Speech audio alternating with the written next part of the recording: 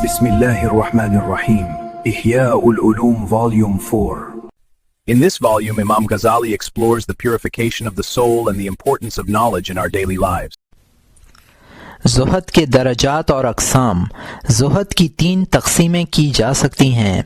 एक नफ्स ज़ुहद की, दूसरी इस चीज़ के एतबार से जिसकी रग़बत से ज़ुहद होता है, तीसरी इस चीज़ के एतबार से जिससे ज़ुहद करते हैं। पहली तक़सीम नफ्स ज़ुहद के एतबार से। जानना चाहिए कि ज़ुहद फ़ी नफ्सी ही अपनी क़ुव्वत में तफ़ावुत के लिहाज से 3 दर्जे रखता है।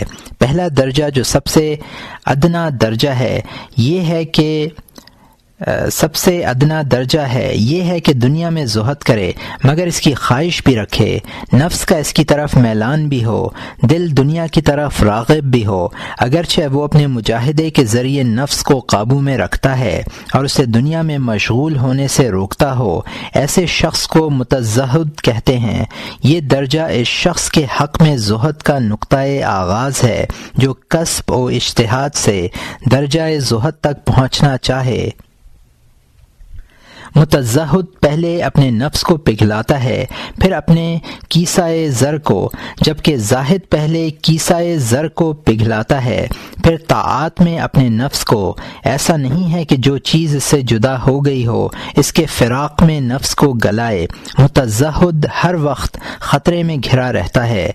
कभी ऐसा भी होता है कि इसका नफ्स इस पर गालिब आ जाता है और शहवत उसे अपनी तरफ खींचती है और वो दुनिया की तरफ इससे राहत पाने के लिए मराजियत करता है, ख्वाह थोड़ी चीज़ में या ज़ायद में।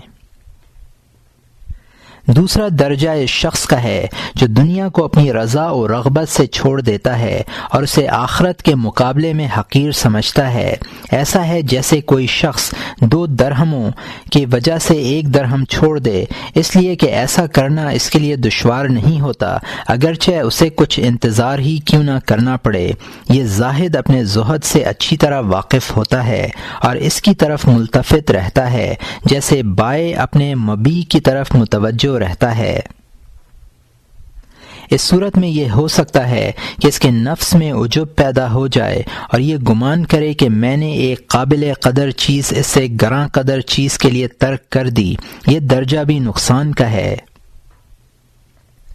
तीसरा दर्जा जो इंतहाई आला है ये है कि अपनी रग़बत से ज़ुहद करे और अपने ज़ुहद में भी ज़ुहद इख्तियार करे, यानी ये ख्याल न करे कि उसने कोई चीज़ तर्क की है, लेकिन ये इसी वक्त हो सकता है जबकि इसकी नज़र में दुनिया की कोई हैसियत ना हो। इस दर्जे पर फाइज़ ज़ाहिद की मिसाल ऐसी होगी जैसे कोई ठेकरा देकर मोती ले ले।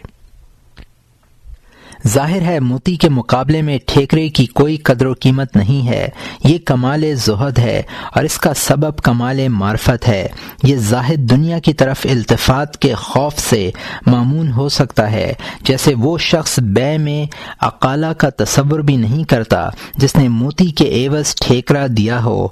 अबू यजीद ने मूसा अब्दुर रहीम से पूछा कि तुम किस मौजू पर गुफ्तगू कर रहे हो? उन्होंने कहा ज़ुहद के मुताल्लिक। अबू यजीद ने पूछा कि किस चीज़ में ज़ुहद के मुताल्लिक? उन्होंने कहा दुनिया में ज़ुहद के मुताल्लिक। अबू यजीद ने अपने दोनों हाथ झाड़े और फरमाया मैं समझ रहा था कि तुम किसी चीज़ के मुताल्लिक गुफ्तगू कर रहे हो। दुनिया तो लाशय है, इसमें ज़ुहद क्या होगा? अहले मार्फत और मुशाहिदात से मामूर क़ुलूब रखने वाले बुज़ुर्गों के नज़दीक इस शख्स की मिसाल जो आखिरत के लिए दुनिया तर्क कर दे ऐसी है जैसे कोई शख्स बादशाह के दरबार में दाखिल होना चाहे और दरवाजे पर एक कुत्ता मौजूद हो जो उसे अंदर ना जाने दे, तो वो उसके आगे रोटी का टुकड़ा डाल दे, कुत्ता इसमें मशगूल हो जाए और वो दरबार शाही में पहुंचकर बादशाह सलामत के तक़र्रुब से मुस्तफ़ीद हो, यहाँ तक कि इंतज़ाम सल्तनत में उसे ख़ास मकाम हासिल हो जाए, बल्कि तमाम उमूर सल्तनत ही इसके सुपुर्द कर दिए जाएं। यकीनी तौर पर यह शख्स बादशाह के बेकरां इनामात और तवज्जुहात का मरकज़ बना है, लेकिन क्या उसे इन वसी तर इनामात के मुकाबले में बतौर एहसान ये कहने का हक़ हासिल है कि मैंने कुत्ते को रोटी का टुकड़ा देकर ये मनसब हासिल किया है? اسی طرح شیطان بھی اللہ تعالیٰ کے دروازے کا کتا ہے، وہ لوگوں کو اندر جانے سے روکتا ہے حالانکہ دروازہ کھلا ہوا ہے۔ دنیا روٹی کے ایک ٹکڑے کی طرح ہے، اس کی لذت صرف اس وقت تک محدود رہتی ہے جب تک تم اسے دانتوں سے چباتے ہو، حلق سے نیچے اترنے کے بعد اس کا کوئی ذائقہ برقرار نہیں رہتا بلکہ وہ معدے کے لیے ایک بوجھ بن جاتا ہے اور ایک بدبودار نجاست کی شکل اختیار کر لیتا ہے، یہاں تک کہ اسے جسم سے باہر نکالنے کی ضرورت پیش آتی ہے۔ جو شخص اسے بادشاہ کے یہاں عزت اور مرتبت حاصل کرنے کے لیے روٹی ترک کر دے گا، اس کی نگاہوں میں اس ایک ٹکڑے کی کیا قیمت ہو سکتی ہے؟ دنیا کی حقیقت اگر وہ کسی شخص کو 100 برس تک سلامتی کے ساتھ حاصل رہی ہو، آخرت کی نعمتوں کے مقابلے میں ایک لقمے سے بھی کم ہے، اس لیے کہ متناہی کو اس شے سے کوئی نسبت نہیں ہوتی جو لا متناہی ہو۔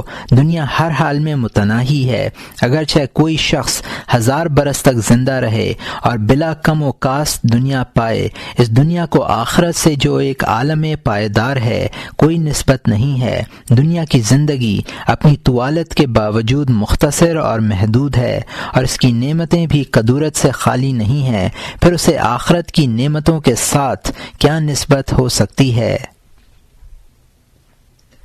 حاصل کلام یہ ہے کہ زاہد اپنے زہد کو اسی وقت اہمیت دیتا ہے جب وہ اس شے کی طرف التفات کرے جس میں زہد کرتا ہے، اور یہ التفات اسی وقت ہوگا جب اس شے کی اس کے نزدیک کوئی قدر و قیمت اسی وقت ہوگی جب معرفت میں نقصان ہوگا۔ اس کا مطلب یہ ہوا کہ زہد میں نقص کا سبب معرفت کا نقص بنتا ہے۔ یہ ہیں زہد کے درجات، ان میں سے ہر درجہ کے متعدد درجات ہیں، اس لیے کہ زہد کا صبر مشقت میں کم و بیش کے اعتبار سے متفاوت ہوتا ہے۔ اسی درجے میں اگر کوئی زاہد معجب ہو تو اس کا اعجاب بھی زہد کی طرف اس کے التفات کے اعتبار سے مختلف اور متفاوت ہوگا۔ دوسری تقسیم مرغوب فیہ کے اعتبار سے، زہد کی ایک تقسیم مرغوب فیہ کے اعتبار سے ہوگی، یعنی اس چیز کے اعتبار سے جس کی رغبت کے باعث زہد کیا جاتا ہے۔ اس تقسیم کی روح سے بھی زہد کے 3 درجے ہیں۔ پہلا درجہ جو ادنا درجہ ہے یہ ہے کہ مرغوب فیہ روح دوزخ کا عذاب اور تمام تکالیف سے نجات ہو، جیسے عذاب قبر، حساب کتاب، پل صراط اور وہ تمام احوال جن کا روایات میں ذکر ہے۔ چنانچہ ایک حدیث میں مذکور ہے کہ آدمی کو حساب کے لیے اتنی دیر کھڑا کیا جائے گا کہ اگر اس کے پسینے سے 100 اونٹ پیاس بجھانا چاہیں تو سب کا پیٹ بھر جائے۔ یہ احمد کی حدیث ہے جس کو ابن عباس رضی اللہ عنہ نے روایت کیا ہے۔ ان احوال سے نجات پانے کی رغبت زہد ہے، لیکن یہ خائفین کا زہد ہے۔ وہ لوگ گویا عدم پر راضی ہیں اگر انہیں نیست و نابود کر دیا جائے، کیونکہ تکلیف سے نجات محض عدم سے حاصل ہو جاتی ہے۔ دوسرا درجہ یہ ہے کہ اللہ تعالیٰ کے ثواب اور اس کی ان نعمتوں اور لذتوں کی رغبت کی وجہ سے زہد کی جائے جس کا اس نے اپنی جنت میں عطا کرنے کا وعدہ کر رکھا ہے۔ یہ امید رکھنے والوں کا خوف ہے، انہوں نے عدم پر اور علم سے نجات پر قناعت کرتے ہوئے دنیا ترک نہیں کی، بلکہ وہ وجود ابدی اور حیات سرمدی کی طمع بھی رکھتے ہیں۔ تیسرا درجہ انتہائی اعلیٰ ہے اور وہ یہ ہے کہ زاہد کی رغبت صرف اللہ تعالیٰ کی ذات اور اس کے دیدار و ملاقات میں ہو۔ اس کا دل نہ آلام سے نجات کی طرف ملتفت ہوتا ہے اور نہ لذات کے حصول کی طرف متوجہ ہوتا ہے، بلکہ وہ اپنے تمام فکر و ہمت کے ساتھ اللہ تعالیٰ میں مستغرق رہتا ہے۔ اس کے تمام افکار کا مرکز اور منتہی صرف ایک ذات ہوتی ہے۔ یہ شخص موحد حقیقی ہے، اس کے یہاں غیر اللہ کی طلب نہیں ہے، کیونکہ وہ یہ بات جانتا ہے کہ جو شخص غیر اللہ کا طالب ہوتا ہے وہ اس کی عبادت کرتا ہے۔ ہر طالب عابد ہے اور ہر مطلوب معبود ہے، اور ہر طالب اپنے مطلوب کی نسبت سے عہد ہے، عبد ہے۔ اس کے نزدیک غیر اللہ کی طلب شرک خفی ہے۔ یہ محبین کا زہد ہے، اور یہی لوگ حقیقی معنی میں عارف ہیں، کیونکہ اللہ تعالیٰ سے وہی لوگ محبت کرتے ہیں جو اس کی معرفت رکھتے ہیں۔ جو شخص درہم و دینار سے واقف ہوتا ہے اور یہ بات جانتا ہے کہ میں ان دونوں کو جمع نہیں کر سکتا، تو وہ دینار سے محبت کرتا ہے۔ اسی طرح جو شخص اللہ کی ذات اور اس کے رب کریم کے دیدار کی لذت کی معرفت رکھتا ہے اور یہ بات جانتا ہے کہ لذت دیدار اور لذت حور قصور میں اجتماع ناممکن ہے، تو وہ صرف لذت دیدار الہی کو ترجیح دیتا ہے۔ یہاں یہ گمان نہ کرنا چاہیے کہ اہل جنت کے دلوں میں جس وقت وہ دیدار الہی کی لذت سے ہمکنار ہوں گے، حور و قصور کی لذت بھی ہوگی۔ ایسا ہرگز نہیں ہے۔ دیدار الہی کی لذت کو جنت کی نعمتوں اور لذتوں سے وہی نسبت ہے جو ایک کمزور پرندے پر قابو پانے اور اس سے کھیل کر لطف اندوز ہونے کو زمین کے وسیع تر رقبوں اور ان میں رہنے والوں پر اقتدار سے ہے۔ جو لوگ جنت کے طالب ہیں وہ اہل دل کے نزدیک اس بچے کی طرح ہیں جو سلطنت کی لذت چھوڑ کر پرندے کے ساتھ کھیلنے کو ترجیح دیتا ہے۔ اس کی وجہ یہ ہے کہ وہ اقتدار کی لذت سے ناواقف ہے۔ یہ بات نہیں کہ پرندے کے ساتھ کھیلنے میں لذت زیادہ ہے اور اقتدار میں کم ہے۔ تیسری تقسیم مرغوب ان کے اعتبار سے۔ زہد کی ایک تقسیم مرغوب ان کے اعتبار سے ہے، یعنی ان چیزوں کے اعتبار سے جن سے زہد کرتے ہیں۔ اس سلسلے میں علماء سے بہت سے اقوال منقول ہیں۔ اگر ان کا احاطہ کیا جائے تو غالباً ان کی تعداد 100 سے تجاوز کر جائے گی۔ یہاں ہم اقوال نقل کرنے میں وقت ضائع نہیں کرنا چاہتے، بلکہ ایک ایسی جامع گفتگو کرنا چاہتے ہیں جو ان تمام اقاویل کو محیط ہو۔ اس سے یہ بات بھی ظاہر ہو جائے گی کہ ان اقوال میں سے کوئی قول ایسا نہیں ہے جو نقص سے خالی ہو اور تمام امور کا احاطہ کرتا ہو۔ اصل میں جس چیز سے زہد کیا جائے وہ یا تو مجمل ہے یا مفصل، اور مفصل میں بھی چند مراتب ہیں۔ ان میں سے بعض میں افراد کی تفصیل زیادہ ہے اور بعض میں اجمال کے ساتھ تفصیل ہے۔ درجہ اول میں اجمال یہ ہے کہ اللہ تعالیٰ کے سوا ہر چیز سے زہد کیا جائے، یہاں تک کہ اپنے نفس میں بھی زہد کیا جائے، اور دوسرے درجے میں اجمال یہ ہے کہ اپنے نفس کو ہر ایسی صفت میں زہد کیا جائے جس میں نفس کو نفع ہو۔ اس میں طبیعت کے تمام مقتضیات جیسے شہوت، غضب، کبر، اقتدار، مال اور جاہ وغیرہ شامل ہیں۔ تیسرے درجے کا اجمال یہ ہے کہ مال اور جاہ اور ان کے لوازم و اسباب میں زہد کرے، کیونکہ تمام نفسانی حظوظ کا مرجع یہی دو چیزیں ہیں۔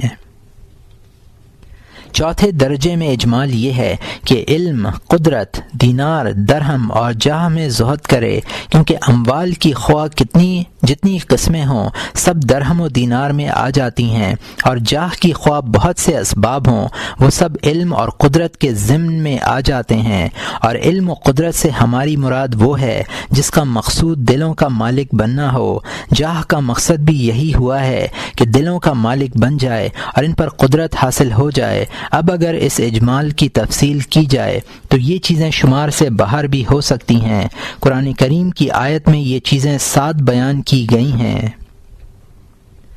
زُيِّنَ لِلنَّاسِ حُبُّ الشَّهَوَاتِ مِنَ النِّسَاءِ وَالْبَنِينَ وَالْقَنَاطِيرِ الْمُقَنطَرَةِ مِنَ الذَّهَبِ وَالْفِضَّةِ وَالْخَيْلِ الْمُسَوَّمَةِ وَالْأَنْعَامِ وَالْحَرْثِ ذَلِكَ مَتَاعُ الْحَيَاةِ الدُّنْيَا۔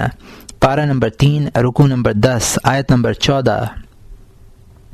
خوشنما معلوم ہوتی ہے اکثر لوگوں کو مرغوب چیزوں کی محبت، مثلاً عورتیں ہوئیں، بیٹے ہوئے، لگے ہوئے ڈھیر ہوئے، سونے اور چاندی کے نمبر یعنی نشان لگے ہوئے گھوڑے یا دوسرے مواشی ہوئے، اور زراعت ہوئی۔ یہ سب استعمالی چیزیں ہیں دنیاوی زندگی کی۔ اس کے بعد ایک آیت میں 5 چیزیں بیان کی ہیں۔ اعلموا انما الحیاۃ الدنیا لعب ولہو وزینۃ وتفاخر بینکم وتکاثر فی الاموال والاولاد۔ پارہ نمبر 27، رکوع نمبر 19، آیت نمبر 20۔ تم خوب جان لو کہ دنیاوی زندگی محض لہو و لعب اور ظاہری زینت اور باہم ایک دوسرے پر فخر کرنا اور اموال و اولاد میں ایک کا دوسرے سے اپنے کو زیادہ بتلانا ہے۔ ایک جگہ 2 کا ذکر ہے، فرمایا انما الحیات الدنیا لعب و لہو، پارہ نمبر 26 رکوع نمبر 8 آیت نمبر 36، دنیاوی زندگی تو محض ایک لہو و لعب ہے۔ پھر ایک آیت میں ان سب کو ایک ہی چیز میں منحصر کر کے فرمایا وَنَهَى النَّفْسَ عَنِ الْهَوَىٰ فَإِنَّ الْجَنَّةَ هِيَ الْمَأْوَىٰ، پارہ نمبر 30 رکوع نمبر 4 آیت نمبر 40 اور 41، اور جس نے نفس کو حرام کی خواہش سے روکا سو جنت اس کا ٹھکانہ ہوگا۔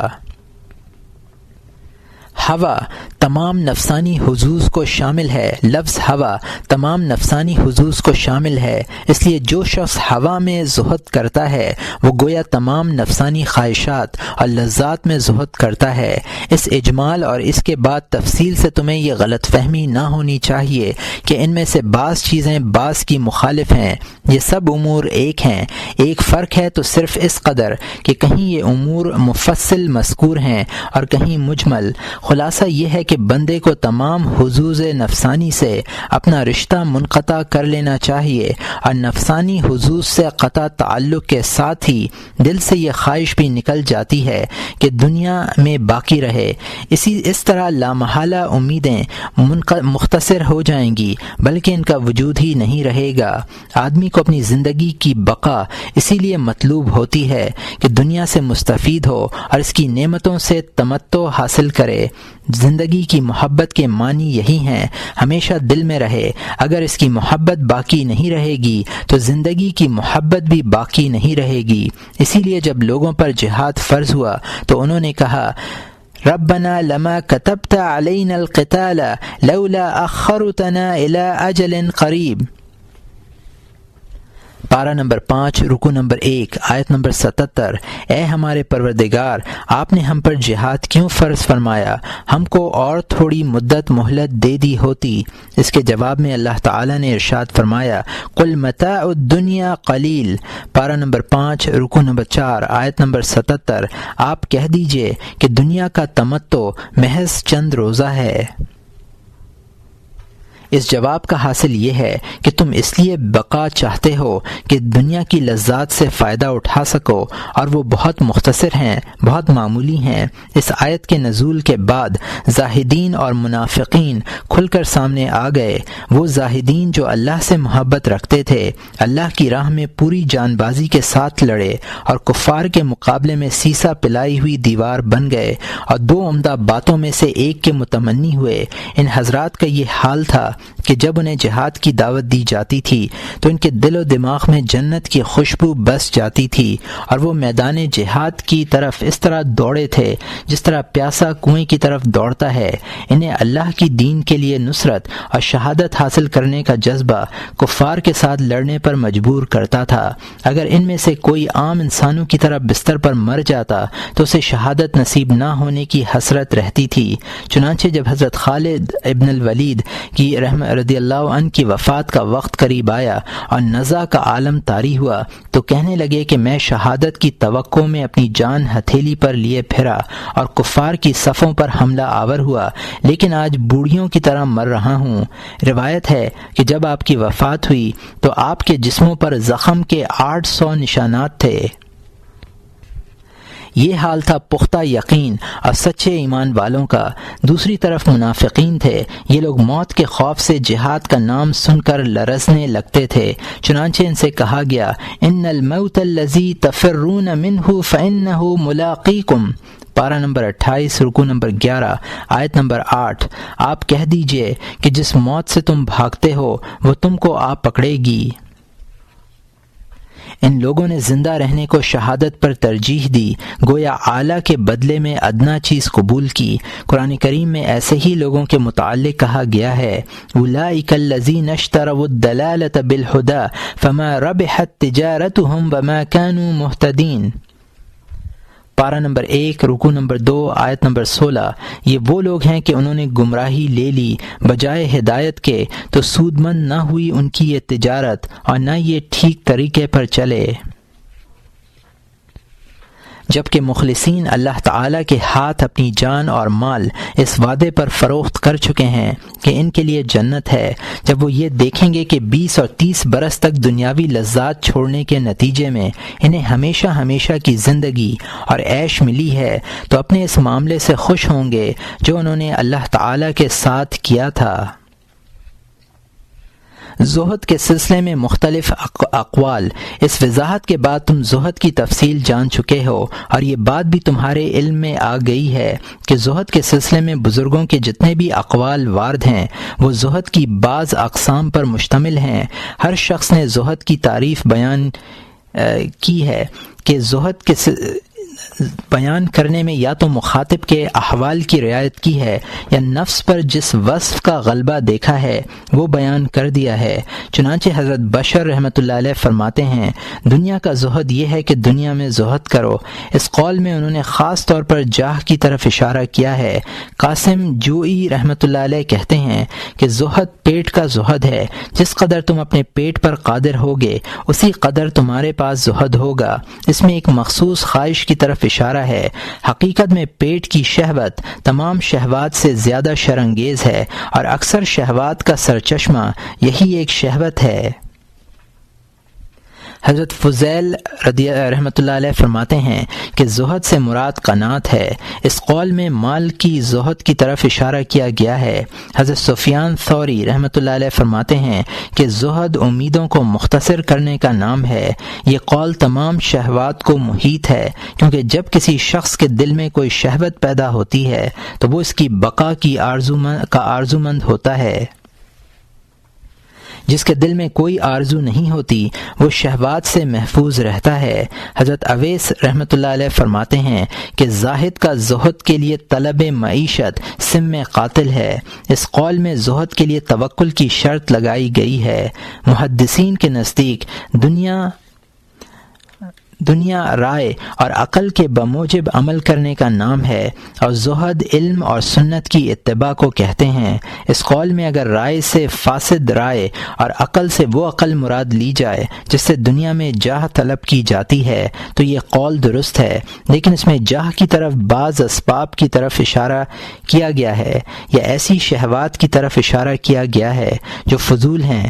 مثلا بعض علوم سے کوئی فائدہ نہیں ہوتا اور لوگوں نے انہیں اتنا مفصل کر دیا ہے کہ اگر تمام عمر ان علوم کی تحصیل میں مصروف رہا جائے تو عمر تمام ہو جائے، علوم حاصل نہ ہوں۔ ظاہر ہے کہ یہ علوم فضول ہیں اور زاہد کا ان سے بچنا ضروری ہے۔ حضرت حسن بصری رحمۃ اللہ علیہ کہتے ہیں کہ زاہد وہ ہے جو اپنے علاوہ کسی کو دیکھے تو یہ کہے کہ مجھ سے بہتر ہے۔ گویا انہوں نے تواضع کو زہد کہا ہے۔ اس قول میں عجب اور جاہ پسندی کی ممانعت ہے جو زہد کی ایک قسم ہے۔ بعض لوگوں کا قول ہے کہ زہد طلب حلال کا نام ہے۔ اس قول کی نسبت حضرت اویس رحمۃ اللہ علیہ کی طرف کی گئی ہے، حالانکہ ان کے قول سے اس کو ذرا مناسبت نہیں ہے۔ ان کا کہنا یہ ہے کہ زہد ترک طلب کو کہتے ہیں۔ ان کا منشا یہ ہے کہ زاہد کو طلب حلال میں بھی مشغول نہ ہونا چاہیے۔ یوسف ابن اسبات کہتے ہیں کہ جو شخص اذیت پر صبر کرے، شہوات ترک کر دے اور حلال ذرائع سے رزق حاصل کرے وہ حقیقت میں زاہد ہے۔ اقوال میں اختلاف کی نوعیت۔ زہد کے سلسلے میں ان کے علاوہ بھی بے شمار اقوال ہیں۔ یہاں ان کا احاطہ کرنے سے کوئی فائدہ نہیں ہے بلکہ نقصان ہے، کیونکہ جو شخص حقائق امور کی طلب میں مشغول ہے وہ اتنے بہت سے اقوال دیکھ کر حیران اور پریشان ہو جائے گا اور یہ نہیں جان پائے گا کہ ان میں سے کون سا قول زہد کی حقیقت کو جامع ہے، الا یہ کہ کوئی شخص مشاہدہ باطنی سے حقیقت واقعہ کا ادراک کر لے۔ اس صورت میں سنی سنائی باتیں اس کے حق میں مفید ثابت نہیں ہوں گی اور وہ امر حق دریافت کر چکا ہے۔ تاہم یہ ہو سکتا ہے کہ وہ ان اقوال کی نشاندہی کر دے جن میں کہنے والوں نے کوتاہی کی ہے، یا اس قدر بیان کیا ہے جس قدر بیان کرنے کی حاجت تھی، اگرچہ انہیں کمال معرفت تھا اور وہ زہد کی حقیقت بیان کر سکتے تھے، لیکن انہوں نے اختصار پر اکتفا کیا۔ اس کی وجہ یہی تھی کہ وہ مخاطب کے حالات کی رعایت کرتے ہوئے گفتگو کرتے تھے اور ان کے سامنے ضرورت ہوتی تھی اور ضرورتیں مختلف اوقات میں مختلف ہو سکتی ہیں، اس لیے ان کے اقوال مختلف نظر آتے ہیں۔ بعض اوقات ان بزرگوں کے اقوال میں اس لیے بھی اختصار ہوتا ہے کہ ان کا مقصد ان اقوال کے ذریعے اس حال کی خبر دینا ہے جو دائمی ہوتا ہے۔ یہ حال بھی بندے کا ایک مقام ہے اور ہر بندہ کا حال مختلف ہوتا ہے، اس لیے جن کلمات کے ذریعے اس حال کی خبر دی جائے گی وہ بھی مختلف ہوں گے، لیکن حقیقت میں امر حق ایک ہوگا، اس کا مختلف ہونا ممکن نہیں ہے۔ امر حق کیا ہے؟ ان مختلف اقوال میں جامع ترین قول حضرت ابو سلیمان دارانی رحمۃ اللہ علیہ کا ہے، اگرچہ اس قول میں تفصیل نہیں ہے لیکن یہ اپنے موضوع کے تمام گوشوں کا محیط ہے۔ فرماتے ہیں کہ ہم نے زہد کے متعلق بہت کچھ باتیں سنی ہیں، لیکن ہمارے نزدیک زہد ہر ایک چیز کو ترک کر دینا ہے جو اللہ تعالی سے دور کرے۔ ایک مرتبہ انہوں نے اس اجمال کی تفصیل بھی بیان فرمائی کہ جو شخص شادی کرتا ہے یا طلب معیشت کے لیے سفر کرتا ہے یا حدیث لکھتا ہے وہ دنیا کی طرف مائل ہوتا ہے۔ گویا انہوں نے ان تمام امور کو زہد کی ضد قرار دیا ہے۔ ایک مرتبہ انہوں نے قرآن کریم کی یہ آیت تلاوت کی، الا من اتى الله بقلب سلیم، الا من اتى الله بقلب سلیم، پارہ نمبر 19 رکوع نمبر 9 آیت نمبر 89۔ مگر ہاں جو اللہ کے پاس پاک دل لے کر آئے گا، اور فرمایا کہ اس آیت میں دل سے مراد وہ دل ہے جس میں اللہ تعالی کے سوا کچھ نہ ہو۔ انہوں نے یہ بھی کہا کہ جن لوگوں نے زہد کیا ہے ان کا مقصد یہ تھا کہ ان کے قلوب تمام دنیاوی افکار اور خیالات سے آزاد ہو کر آخرت کی فکر میں مشغول ہو جائیں۔ زہد کے احکام۔ اب تک زہد کی 3 تقسیمیں کی گئی ہیں اور ہر تقسیم کے مختلف درجات بیان کیے گئے ہیں۔ اب اس کی ایک اور تقسیم بیان کی جاتی ہے، اس کا تعلق زہد کے احکام سے ہے۔ چنانچہ احکام کی روح سے بھی زہد کی 3 قسمیں ہیں، فرض، نفل اور سلامت۔ یہ تقسیم حضرت ابن ادہم سے منقول ہے۔ فرض زہد کا تعلق حرام سے ہے اور نفل کا تعلق حلال سے ہے اور سلامت کا تعلق مشتبہات سے ہے۔ اس کی تفصیل حلال و حرام کے باب میں درجات ورع کے ضمن میں لکھی گئی ہے۔ اس سے معلوم ہوا کہ ورع بھی زہد ہے، جیسا کہ حضرت مالک ابن انس رحمۃ اللہ علیہ سے دریافت کیا گیا کہ زہد کیا چیز ہے، فرمایا تقویٰ ہے۔ اگر زہد کو مخفی امور کے لحاظ سے دیکھا جائے تو ان کی کوئی انتہا نہیں ہے۔ نفس جن خطرات، لحظات اور حالات سے متمتع ہوا ہے وہ بے شمار ہیں۔ خاص طور پر ریا کے مخفی امور نہ صرف یہ کہ لامتناہی ہیں بلکہ انتہائی پیچیدہ اور دقیق بھی ہیں۔ ان پر صرف اونچے درجے کے علماء ہی مطلع ہو سکتے ہیں۔ ظاہری اموال میں بھی زہد کے درجات بے شمار ہیں اور ان میں اعلیٰ ترین درجہ حضرت عیسیٰ علیہ السلام کے زہد کا ہے۔ وہ ایک مرتبہ سر کے نیچے پتھر رکھ کر سو گئے تو شیطان نے ان پر دنیا ترک نہ کرنے کا الزام لگایا اور کہنے لگا کہ آپ نے تو دنیا ترک کر دی تھی، پھر یہ کیا ہے؟ حضرت عیسیٰ علیہ السلام نے اسے دریافت کیا کہ تو نے میرے کس عمل سے یہ اندازہ لگایا کہ میں طالب دنیا ہوں؟ اس نے کہا اس پتھر سے جو آپ نے سر کے نیچے رکھ لیا ہے، کیا یہ دنیا طلبی نہیں ہے کہ سر اونچا رہے اور آرام ملے؟ آپ نے فوراً پتھر نکال کر دور پھینک دیا اور فرمایا کہ اپنی دنیا اور پتھر دونوں کو لے جا۔ حضرت یحییٰ علیہ السلام کے بارے میں بیان کیا جاتا ہے کہ وہ ٹاٹ کے کپڑے پہنا کرتے تھے، یہاں تک کہ ان کے جسم پر ٹاٹ کے نشان بن گئے تھے، بلکہ وہ نشان زخم کی صورت اختیار کر گئے تھے۔ ٹاٹ کے لباس کو وہ اس لیے پسند کرتے تھے کہ جسم سختی کا عادی رہے اور لباس کی نرمی سے جسم کو راحت نہ ملے۔ ایک روز ان کی والدہ نے کہا کہ تم اون کیوں نہیں پہن لیتے؟ حضرت یحییٰ نے ماں کے حکم پر اون کا لباس پہن لیا۔ اسی وقت اللہ تعالی کی طرف سے وحی آئی کہ تو نے مجھ پر دنیا کو ترجیح دی ہے۔ یہ سن کر حضرت یحییٰ علیہ السلام رونے لگے۔ انہوں نے اونی لباس اتار پھینکا اور حسب سابق ٹاٹ کے کپڑے پہن لیے۔ حضرت امام احمد رحمۃ اللہ علیہ فرماتے ہیں کہ زہد تو اویس رحمۃ اللہ علیہ کا تھا کہ برہنگی سے یہ عالم ہو گیا تھا کہ ستر چھپانے کے لیے ٹاٹ کی ایک بوری میں پناہ لینی پڑی۔ حضرت عیسیٰ علیہ السلام ایک دیوار کے سائے میں کچھ دیر کے لیے بیٹھ گئے۔ دیوار کے مالک نے انہیں وہاں سے اٹھا دیا۔ حضرت عیسیٰ علیہ السلام نے فرمایا کہ تو نے مجھے نہیں اٹھایا، بلکہ اس نے اٹھایا ہے جسے یہ منظور نہیں کہ میں سائے کی راحت حاصل کروں۔ بہرحال ظاہر و باطن میں زہد کے بے شمار درجات ہیں، ان میں سے اعلیٰ ترین درجہ ابھی بیان کیا گیا ہے۔ زہد کا کم سے کم درجہ یہ ہے کہ آدمی حرام اور مشتبہ چیزوں میں زہد کرے۔ بعض لوگ حلال چیزوں میں زہد کو معتبر جانتے ہیں، حرام اور مشتبہ چیزوں میں زہد کو زہد نہیں کہتے۔ اس کے بعد انہوں نے یہ دیکھا کہ زمانے میں حلال کا وجود نہیں ہے، اس لیے ان کے نزدیک زہد ناممکن ہے۔ ما سوا اللہ کے ترک کا مطلب، جیسا کہ حضرت ابو سلیمان دارانی کے حوالے سے بیان کیا گیا ہے کہ ما سوا اللہ کو ترک کر دینا زہد ہے۔ ہم نے زہد کی اس تعریف کو مکمل اور جامع کہا ہے۔ اس پر یہ اعتراض وارد ہو سکتا ہے کہ تمہاری تعریف کی روح سے کھانے پینے میں، لباس پہننے میں اور لوگوں کے ساتھ بات چیت کرنے میں مشغول ہونا غیر اللہ کے ساتھ مشغول ہونا ہے، اور یہ چیزیں ناگزیر ہیں۔ اس سے معلوم ہوا کہ کوئی شخص زاہد نہیں ہو سکتا، کیونکہ کسی ایسے شخص کا تصور ممکن نہیں جو کھائے پیے بغیر زندہ رہ سکے، لباس پہنے بغیر اپنی عریانی چھپا سکے اور لوگوں سے گفتگو کیے بغیر زندہ رہ سکے۔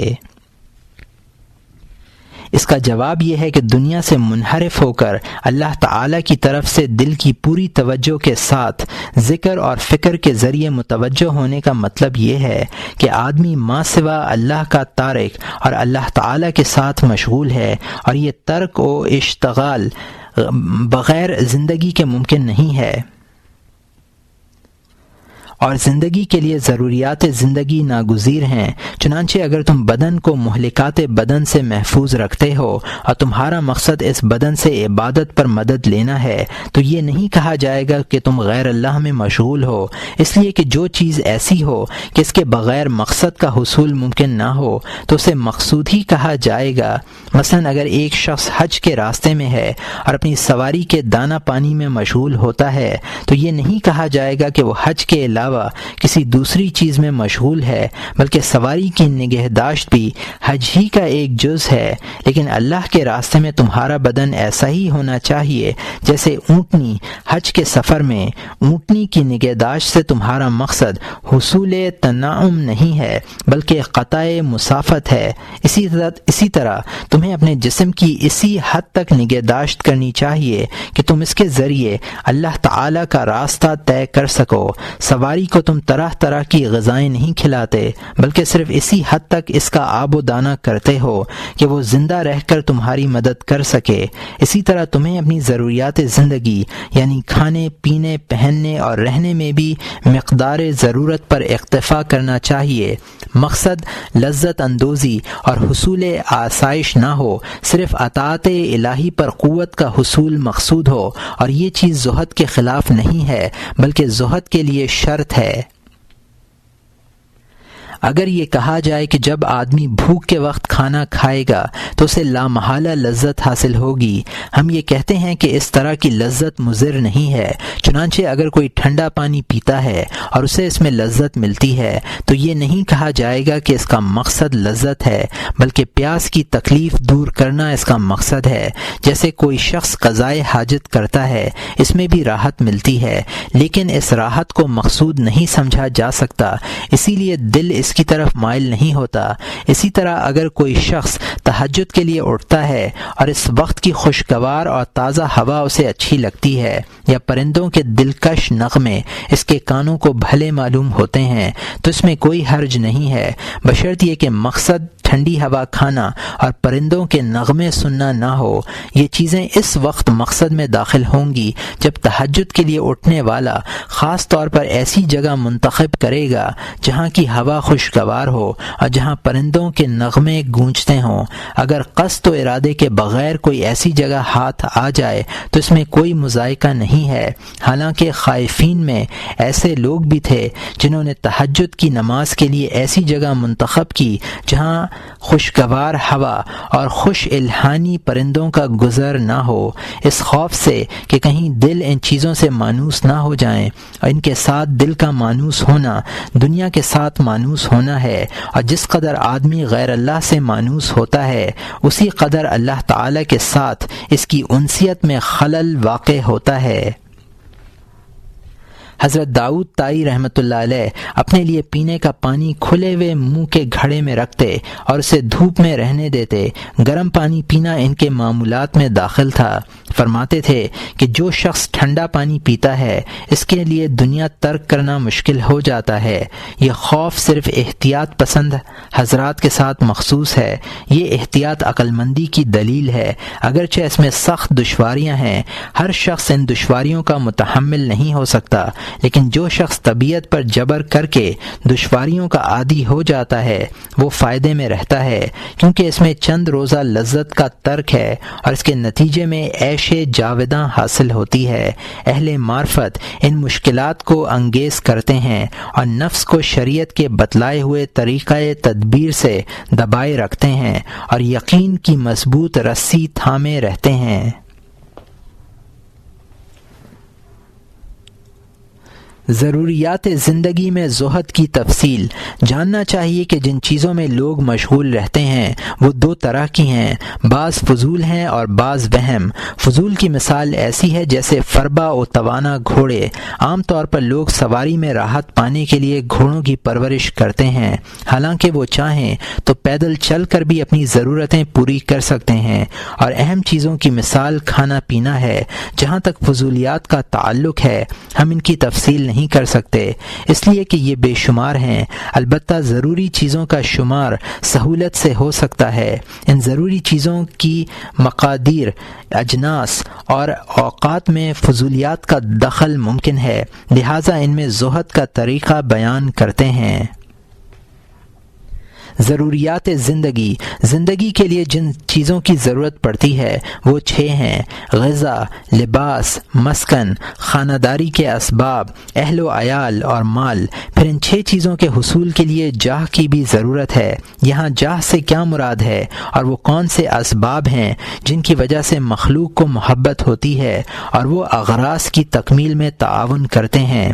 اس موضوع پر ہم نے 3 جلد کی کتاب الریا میں گفتگو کی ہے، اس لیے یہاں صرف مذکورہ بالا 6 چیزوں پر گفتگو کرتے ہیں۔ پہلی ضرورت غذا۔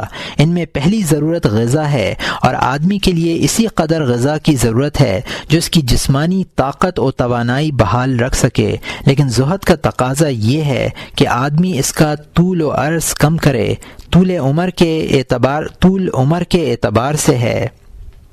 عام طور پر یہ دیکھا جاتا ہے کہ جو شخص ایک دن کی غذا رکھتا ہے وہ اس پر قناعت نہیں کرتا بلکہ مزید کی ہوس کرتا ہے۔ عرض کے تعلق غذا کی مقدار، نوعیت اور وقت سے ہے۔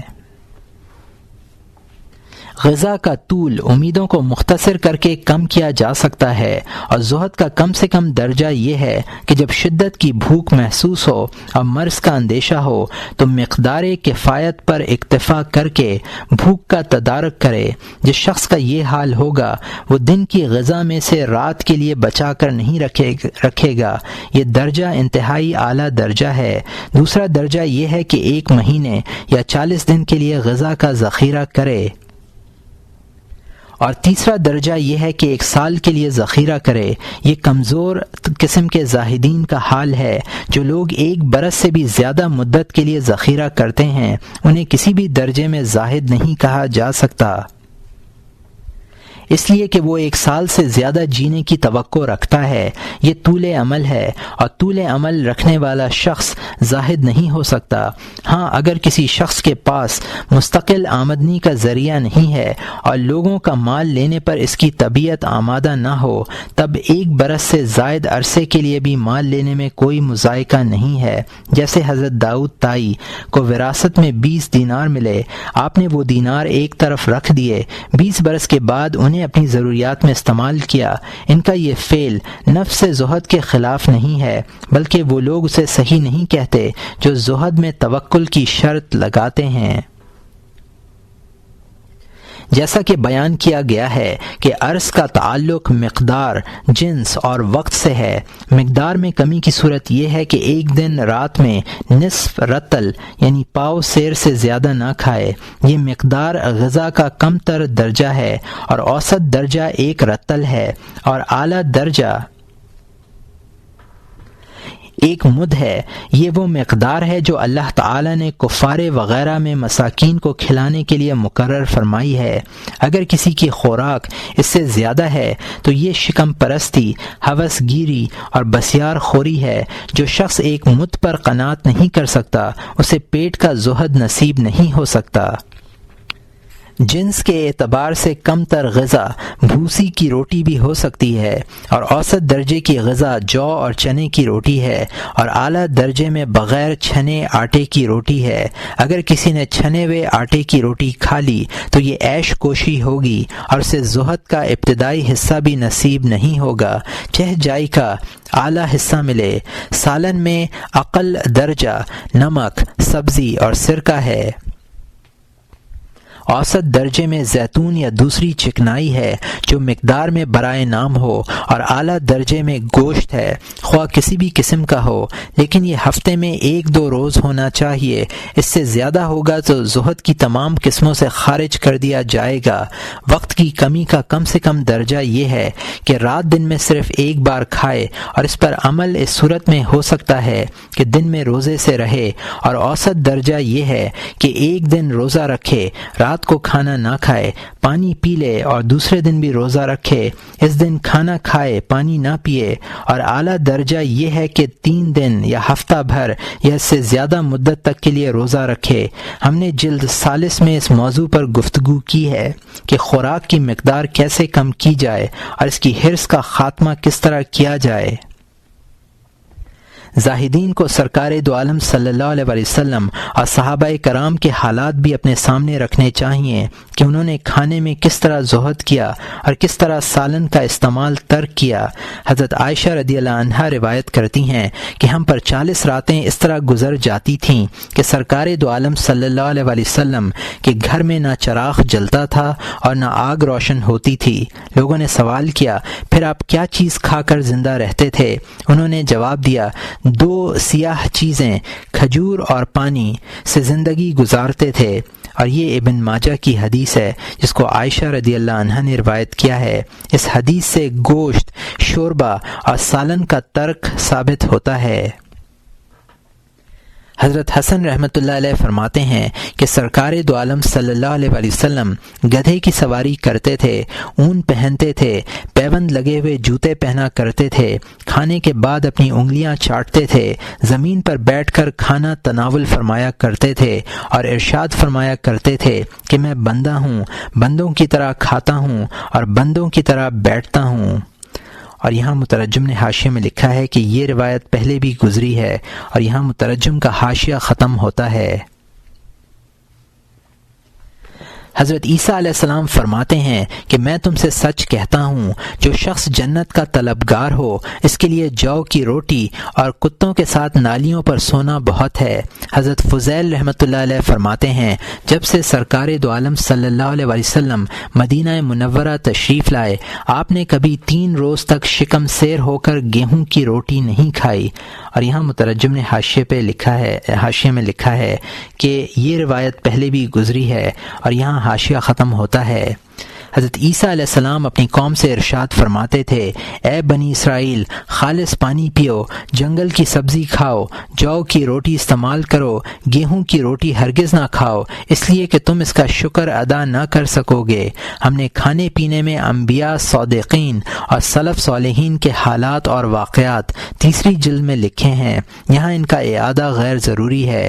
روایات میں ہے کہ جب سرکار دو عالم صلی اللہ علیہ وسلم قبا میں تشریف لائے تو لوگوں نے آپ کی خدمت میں شہد کا شربت پیش کیا۔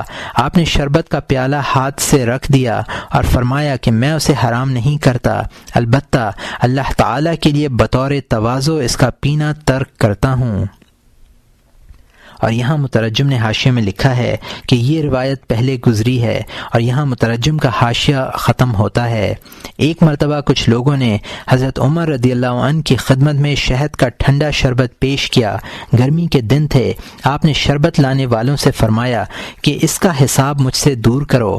حضرت یحییٰ ابن معاذ رازی رحمۃ اللہ علیہ فرماتے ہیں کہ زاہد صادق وہ ہے جو میسر غذا پر قناعت کرے، ستر عورت کے بقدر لباس پہنے اور جہاں جگہ ملے وہاں رہے، دنیا اس کے لیے قید خانہ ہو، قبر کو آرام گاہ تصور کرے، خاک کو بستر اور تقوی کو زاد راہ سمجھے، سکوت کو غنیمت، صبر کو تقیہ، توکل کو حسب، عقل کو رہنما، عبادت کو پیشہ اور جنت کو منزل قرار دے۔ دوسری ضرورت لباس۔ انسان کی دوسری ضرورت لباس ہے۔ اس میں کم سے کم درجہ اس لباس کا ہے جو سردی اور گرمی سے حفاظت کرے، ستر عورت کے لیے کافی ہو۔ ان دونوں مقاصد کے لیے ایک چادر ہونی چاہیے جو پورا جسم ڈھانپ سکے، اور اوسط درجہ یہ ہے کہ ایک قمیض، ایک ٹوپی اور ایک جوڑا جوتوں کا ہو۔ اعلیٰ درجہ یہ ہے کہ ان تینوں چیزوں کے ساتھ ایک رومال اور پاجامے کا بھی اضافہ کر لیا جائے۔ جو کپڑا اس مقصد سے زائد ہوگا وہ زہد کی حدود سے متجاوز سمجھا جائے گا۔ زہد کی شرط یہ ہے کہ جب وہ کپڑے دھوئے تو ان کی جگہ پہننے کے لیے اس کے پاس دوسرے کپڑے نہ ہوں، بلکہ جب تک کپڑے نہ سوکھیں وہ گھر میں مقید رہنے پر مجبور ہو۔ اگر کسی شخص کے پاس 2 قمیضیں، 2 پاجامے اور 2 عمامے ہوں تو وہ مقدار لباس میں زہد کے تمام ابواب سے خارج ہے۔ جن سے لباس میں ادنا درجہ کھردرا ٹاٹ ہے اور متوسط درجہ موٹا کمبل ہے اور اعلیٰ درجہ روئی کا موٹا کپڑا ہے، اور وقت کے اعتبار سے اعلیٰ درجہ یہ ہے کہ 1 برس کی مدت کے لیے کافی ہو جائے، اور کم سے کم درجہ یہ ہے کہ 1 دن کے لیے کافی ہو۔ چنانچہ بعض لوگ اپنے کپڑوں میں پتوں کا پیوند لگایا کرتے تھے۔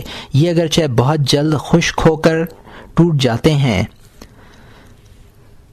لیکن وقتی طور پر ان سے جسم چھپایا جا سکتا ہے۔ اوسط درجے میں وہ لباس ہے جو جسم پر تقریباً 1 ماہ تک برقرار رہ سکے۔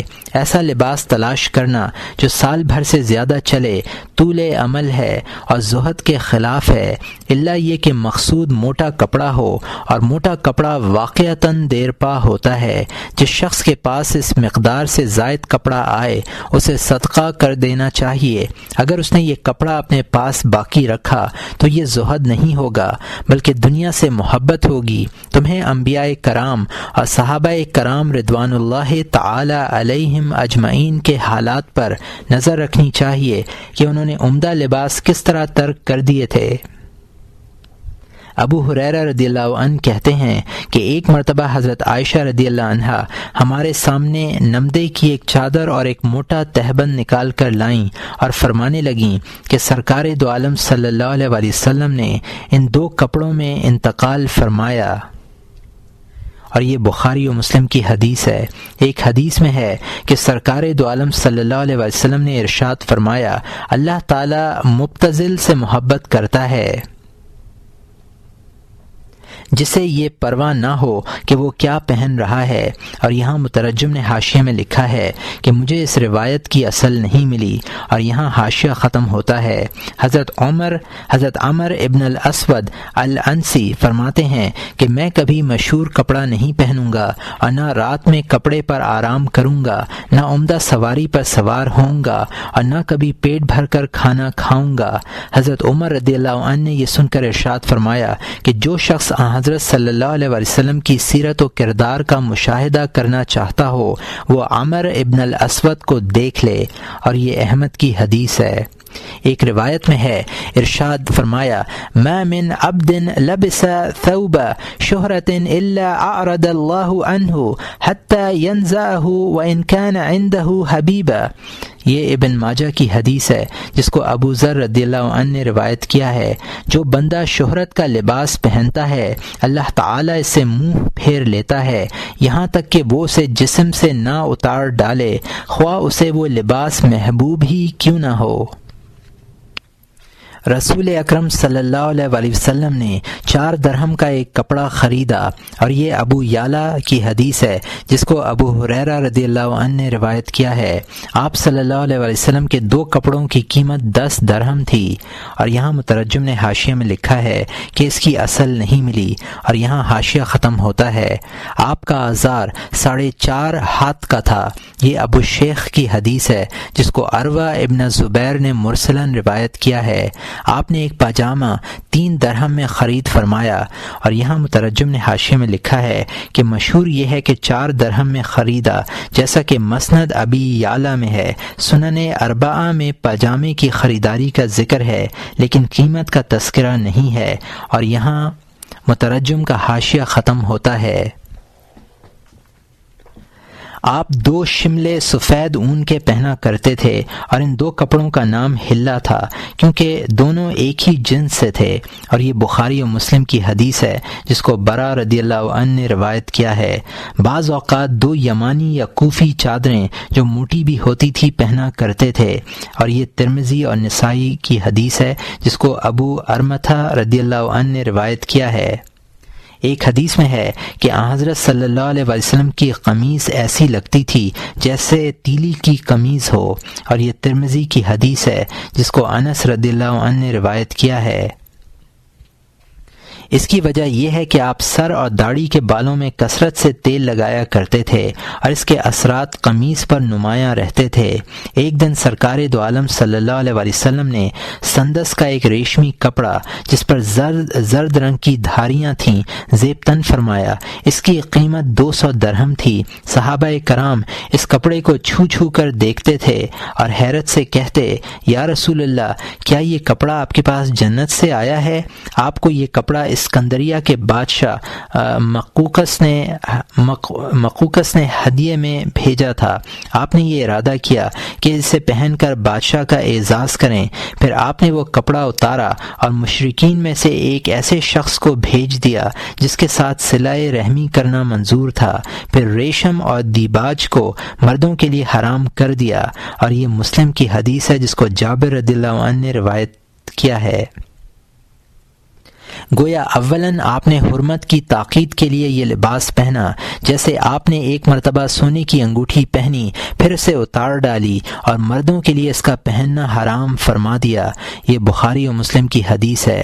یا جیسے حضرت عائشہ رضی اللہ عنہا سے ان کی باندی بریرہ کے متعلق پہلے تو یہ ارشاد فرمایا کہ مالک کے لیے ولا کی شرط لگا لو۔ جب انہوں نے شرط لگائی تو آپ ممبر پر چڑھے اور آپ نے اس عمل کو حرام قرار دے دیا، اور یہ بخاری و مسلم کی حدیث ہے جس کو عائشہ رضی اللہ عنہا نے روایت کیا ہے۔ اسی طرح آپ نے ابتدا میں 3 دن کے لیے متعہ مباح فرمایا، اس کے بعد نکاح کی تاکید کے لیے اس کو حرام قرار دے دیا، اور یہ مسلم کی حدیث ہے جس کو سلمہ ابن الاکو رضی اللہ عنہ نے روایت کیا ہے۔ ایک مرتبہ سرکار دو عالم صلی اللہ علیہ وآلہ وسلم نے سیاہ رنگ کی دھاری دار چادر میں نماز پڑھی۔ سلام پھیرنے کے بعد فرمایا کہ اس چادر کی طرف دیکھنے نے مجھے نماز سے مشغول کیا ہے، اسے ابو جہم کے پاس لے جاؤ اور اس کی چادر مجھے لا دو۔ یہ بخاری و مسلم کی حدیث ہے۔ گویا آپ نے اپنی عمدہ اور خوبصورت چادر ابو جہم کو دے دی اور ان کی معمولی چادر خود اوڑھی۔ ایک مرتبہ آپ کے جوتے کا تسمہ پرانا ہو گیا تو آپ نے نیا تسمہ لگا کر نماز پڑھی۔ نماز کے بعد فرمایا، اس میں وہی پرانا تسمہ لگا دو اور یہ نیا تسمہ نکال دو۔ نماز کے دوران میری نگاہ اس پر پڑتی ہے۔ ایک مرتبہ آپ نے سونے کی انگوٹھی پہنی، اس کے بعد ممبر پر تشریف لے گئے۔ انگوٹھی پر نظر پڑی تو اسے نکال کر دور پھینک دیا اور فرمایا کہ اس نے مجھے تم سے روک دیا ہے، کبھی اسے دیکھتا ہوں اور کبھی تمہیں دیکھتا ہوں۔ ایک مرتبہ آپ صلی اللہ علیہ وسلم نے نئے جوتے پہنے، آپ کو پھر جوتے اچھے معلوم ہوئے، چنانچہ بطور شکر آپ نے سجدہ فرمایا اور لوگوں سے کہا کہ مجھے یہ جتنے اچھے لگے اس لیے میں نے اسے اس خوف سے سجدہ کیا کہ خدا تعالی مجھ سے ناراض نہ ہو۔ اس کے بعد آپ نے وہ جوتے اتارے اور جو پہلا مسکین نظر پڑا اسے دے دیے۔ سنان ابن سعد کہتے ہیں کہ سرکار دو عالم صلی اللہ علیہ وسلم کے لیے ایک اونی جبہ جس پر سیاہ اور سفید دھاریاں تھیں تیار کیا گیا، اس کے کنارے سیاہ رکھے گئے۔ جب آپ نے یہ جبہ زیبتن فرمایا تو لوگوں سے ارشاد فرمایا، دیکھو یہ کس قدر عمدہ اور نرم ہے۔ ابن سعد کہتے ہیں کہ ایک اعرابی نے کھڑے ہو کر عرض کیا، یا رسول اللہ، یہ جبہ مجھے عطا کر دیجئے۔ آپ کا معمول یہ تھا کہ جب کوئی شخص آپ سے کوئی چیز مانگتا تو آپ اسے دینے میں بخل نہ فرماتے، چنانچہ آپ نے وہ عرابی کو دے دیا اور صحابہ سے کہا کہ ایسا ہی ایک جبہ اور تیار کیا جائے۔ ابھی وہ جبہ تیاری کے مراحل میں تھا کہ آپ نے دنیا سے پردہ فرما لیا، اور یہ طبرانی کی حدیث ہے جس کو سہل ابن سعد رضی اللہ عنہ نے روایت کیا ہے۔ حضرت جابر رضی اللہ عنہ روایت کرتے ہیں کہ ایک مرتبہ سرکار دو عالم صلی اللہ علیہ وسلم حضرت فاطمہ رضی اللہ عنہا کے گھر تشریف لے گئے۔ وہ اس وقت اونٹ کے بالوں کی چادر اوڑھے ہوئے چکی سے آٹا پیس رہی تھیں۔ آپ نے اپنی لخت جگر کو اس حال میں دیکھا تو رونے لگے اور فرمایا، اے فاطمہ، عیش جاوداں کے لیے دنیا کے تلخ گھونٹ پی لے۔ اس کے بعد یہ آیت نازل ہوئی، اور یہ ابو بکر ابن لال مکارم اخلاق میں ہے۔ وَلَسَوْفَ يُعْطِيكَ رَبُّكَ فَتَرْضَىٰ، پارہ نمبر 30، رکوع نمبر 18، آیت نمبر 5۔ اور ان قریب اللہ تعالی آپ کو بکثرت نعمتیں دے گا سو آپ خوش ہو جائیں گے۔ اس حدیث میں ہے کہ سرکار دو عالم صلی اللہ علیہ وسلم نے ارشاد فرمایا کہ مجھے ملائے اعلیٰ نے خبر دی ہے کہ میری امت میں بہترین لوگ وہ ہیں جو اللہ تعالی کی وسعت رحمت کے باعث ظاہر میں ہنستے ہیں اور اس کے عذاب کے خوف سے دل میں روتے ہیں۔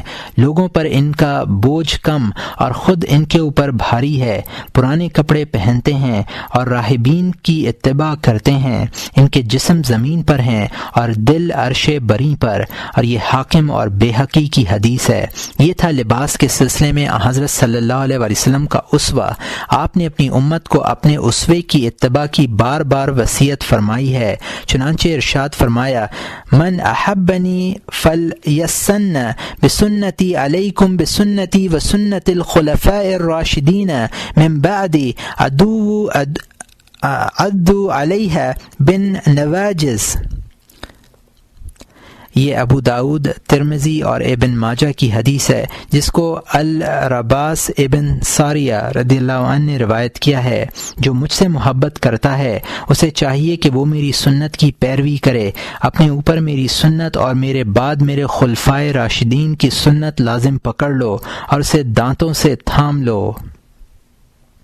اللہ تعالیٰ کا ارشاد ہے، قل ان تم تحبون اللہ فاتبعونی یحببکم اللہ، پارہ نمبر 3، رکوع نمبر 12، آیت نمبر 31۔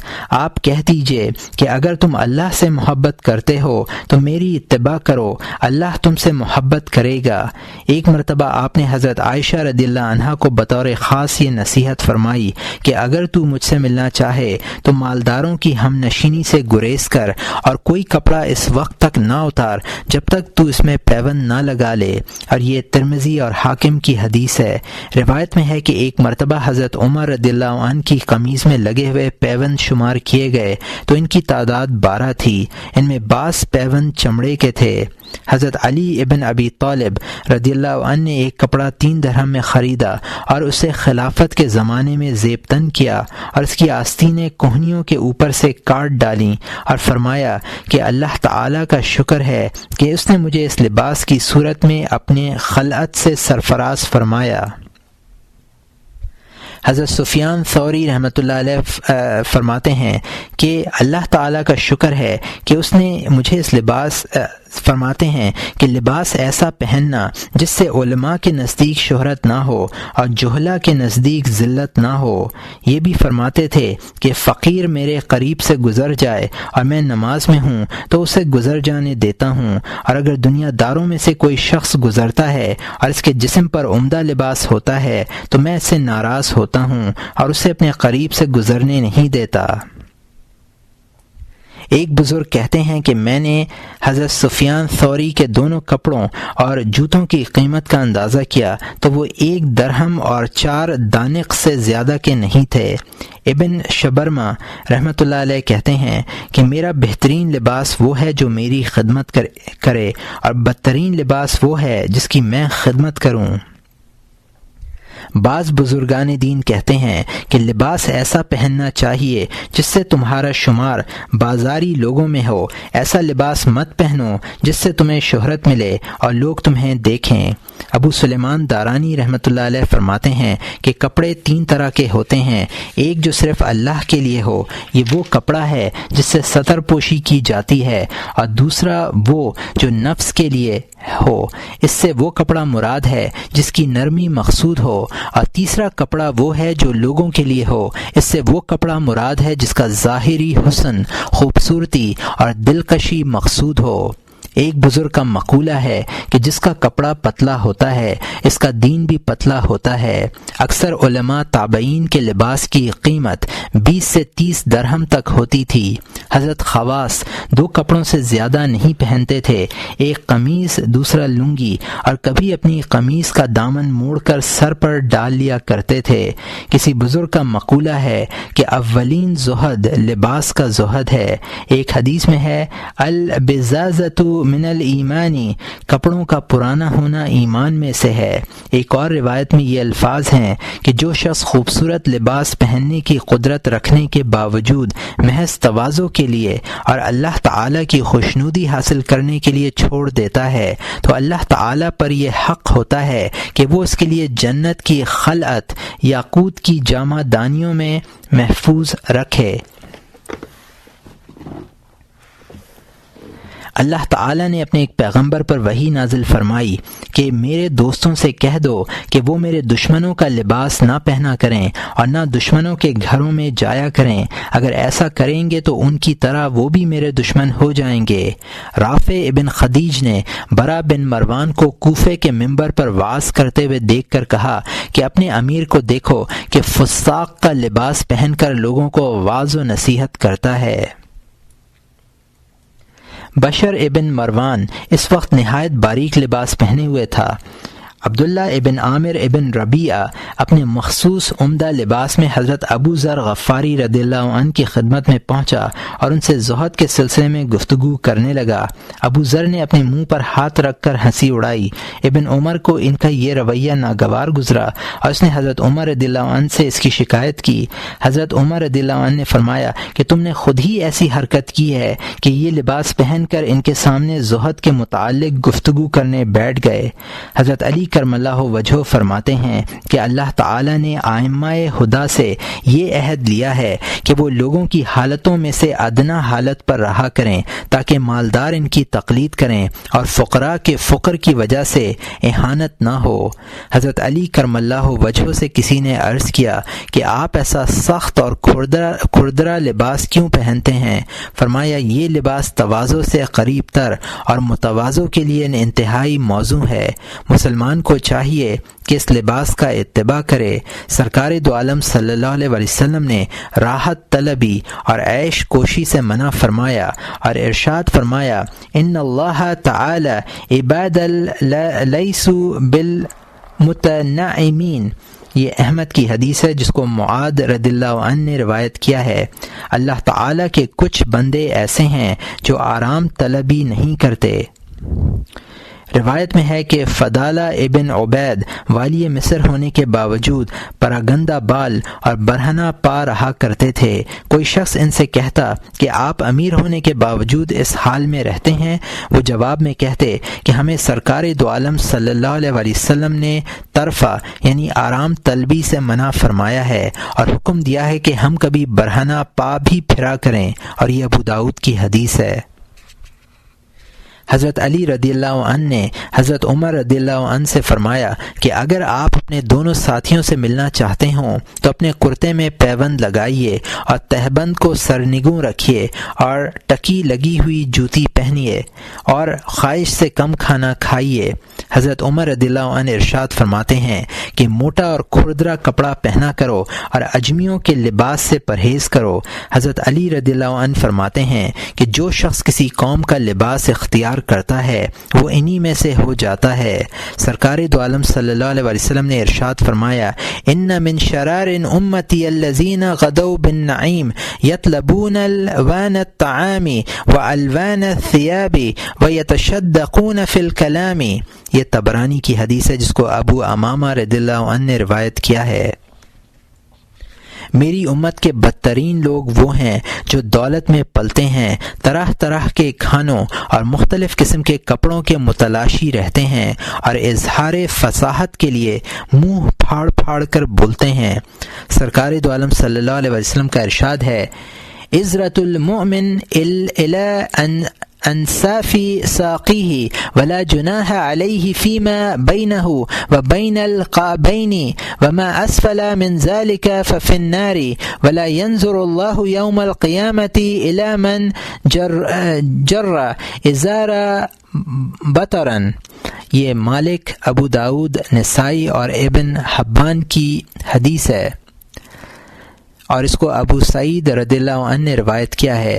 مومن کا آزار نصف ساق تک ہونا چاہیے، اگر ٹخنوں اور پنڈی کے درمیان ہو تب بھی کوئی گناہ نہیں، لیکن اس کے نیچے ہو تو دوزخ میں ہے۔ اللہ تعالی قیامت کے دن اس شخص پر نظر نہیں ڈالے گا جو اپنے آزار کو تکبر کے طور پر لٹکائے۔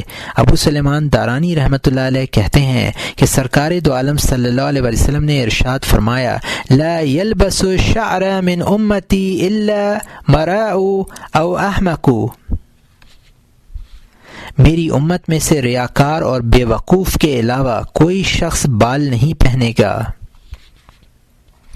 اس سے مراد بالوں کا بنا ہوا قیمتی کپڑا ہے، اور زائی رحمۃ اللہ علیہ فرماتے ہیں کہ اون پہننا سفر میں سنت ہے اور حضر میں بدعت ہے۔ محمد ابن واسع قتیبہ ابن مسلم رحمۃ اللہ علیہ کے پاس گئے، وہ اس وقت اونی جبہ پہنے ہوئے تھے۔